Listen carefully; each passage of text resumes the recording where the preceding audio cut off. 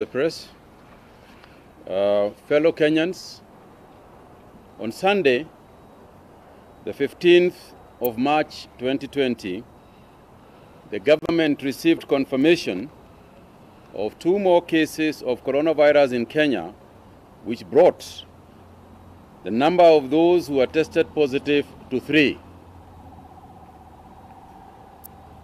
The first case of this deadly virus was reported in our country on March the 12th, 2020, which we promptly relayed information to the public through His Excellency President Uhuru Muigai Kenyatta. Today, we have received confirmation of another case of coronavirus following tests carried out to a patient in one of our private facilities. This now brings the number of confirmed cases of coronavirus in the country to 4. The latest case was confirmed today at our National Influenza Center laboratory. The patient is reported to have traveled from London, United Kingdom, on the 8th of March 2020, arriving in the country on the 9th of March. Tracing of persons who may have come into contact with the patient is ongoing. You will also recall that when we got confirmation of the first case on March the 12th, a total of 27 persons who had come to contact with the patient were traced, quarantined, and tested. It is 2 of those who had tested positive. Results of the 25 plus and additional 23 other persons who have been tested have all turned negative. All the 23 from Bagathi Hospital, we have cleared them to self-quarantine at home. So far, our laboratories at Kemri and National Influenza Center have tested a total of 111 cases since this pandemic struck our country. For the 2 additional coronavirus cases, a total of 36 contacts have been traced to us by our surveillance team, and we are monitoring them. As you are aware, on the 15th of March, His Excellency the President had directed a number of measures, including travel, ban from any country with any case of coronavirus was restricted. Only Kenyan citizens and any foreigners with valid residence permits will be allowed to come into the country, provided that they proceed on a self-quarantine or to a government-designated quarantine facility.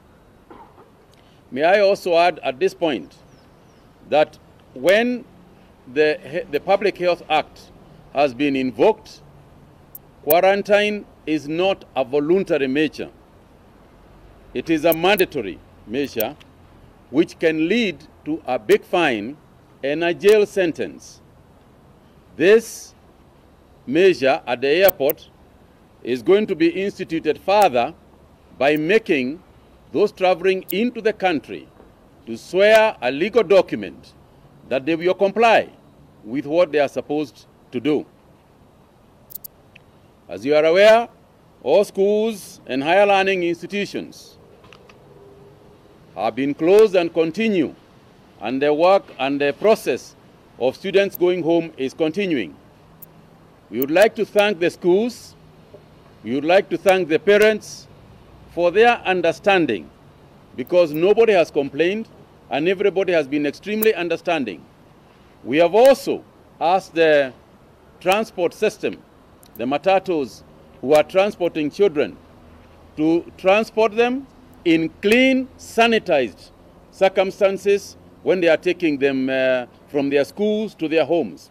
And we have asked the schools not to put kids in their totality into public system, but to organize with public transporters how to take children from their school to their homes and in sanitized and clean conditions. We are also happy that the cashless transactions that we have advocated are going on smoothly.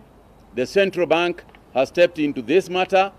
We are appealing for even more improved offers from the cashless transactors. We have urged our people, and we will continue to urge Kenyans, please stay away where people are congregating. May they be weddings, may they be funerals, may they be religious congregations, may they be nightclubs, may they be churches. Please, please, we appeal to you. When we have looked at the countries that have managed to contain the coronavirus, they are those who the citizens have taken upon themselves to take responsibility. It is those places where social distancing has been brought to bear, and it is countries that have made decisions like the ones we have made very quickly. And for us to succeed, we will need the cooperation of just about every other institution that we have mentioned. We have asked that wherever possible, those people in offices, those people who are working, should actually try and work at home. We recognize that essential services must go on, and essentially work must go on. Sanitary measures that we have given, the hygiene measures we have given, the distancing, the social distancing we have given, all these measures will go a long way into assisting us contain this virus.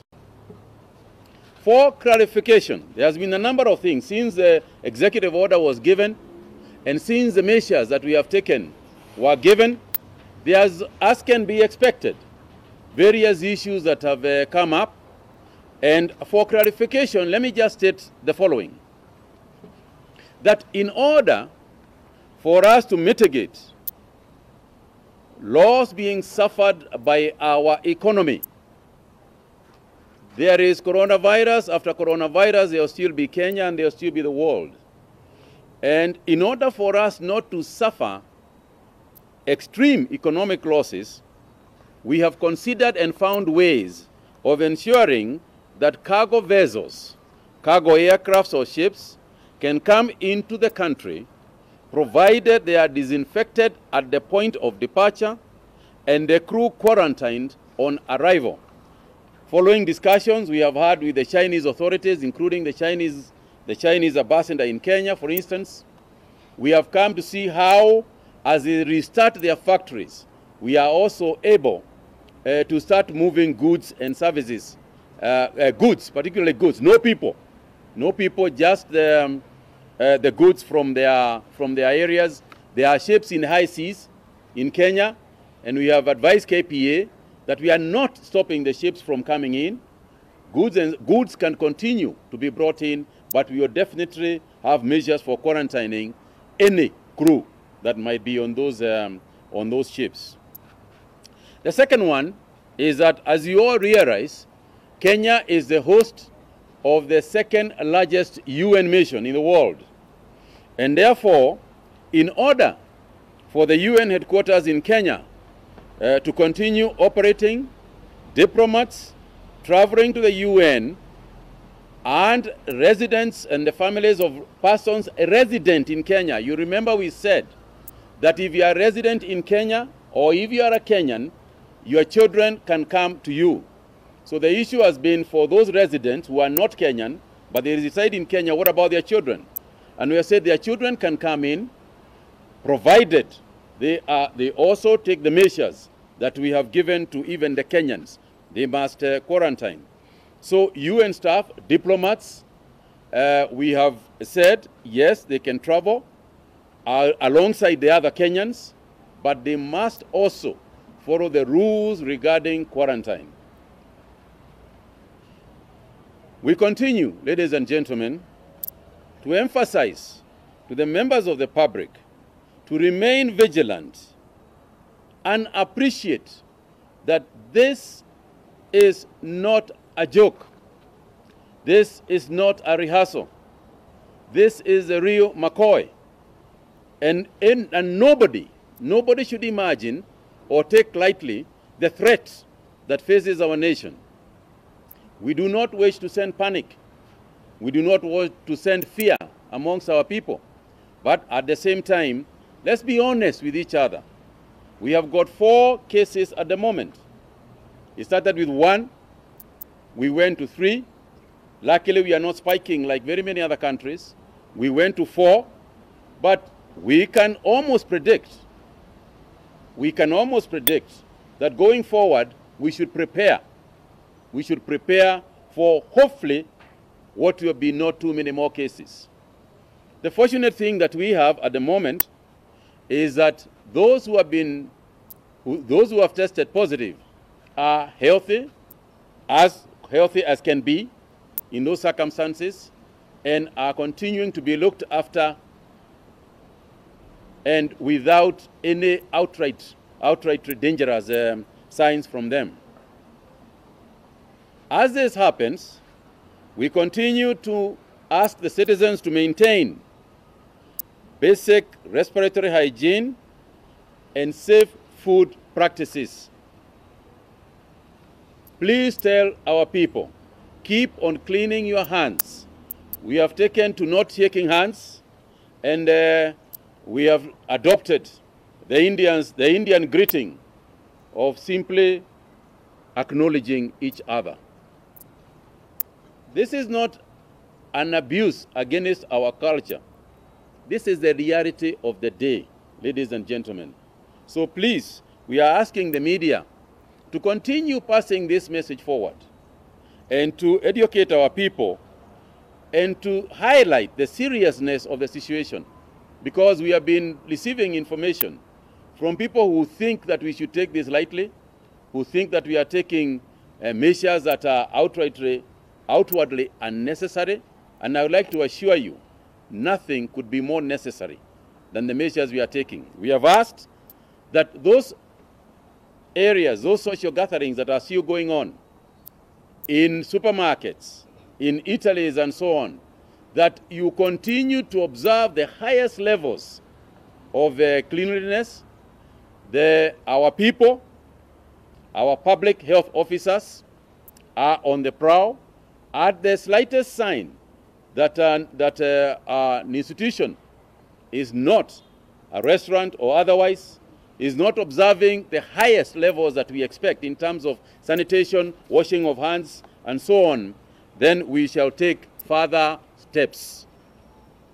But at the moment, we are encouraged by the cooperation that we are getting from everybody. We are also making a special appeal for members of the public to utilize the toll-free number 719. 719. I'm appealing to the media, particularly the print media. If you could have that 719 somewhere in front of your newspaper, or somewhere on the bottom of running at the bottom of your TV stations, it would help a lot. Because currently what is happening is that everybody is calling everybody. I cannot tell you how many people have called me personally to report a patient in Huruma, the other one in Mukurweini, the other one in elsewhere. So please, we have a toll-free number. Let's use it. Fellow Kenyans, I appeal, as His Excellency the President did the other day, for calm, vigilance, and care. Thank you all very much.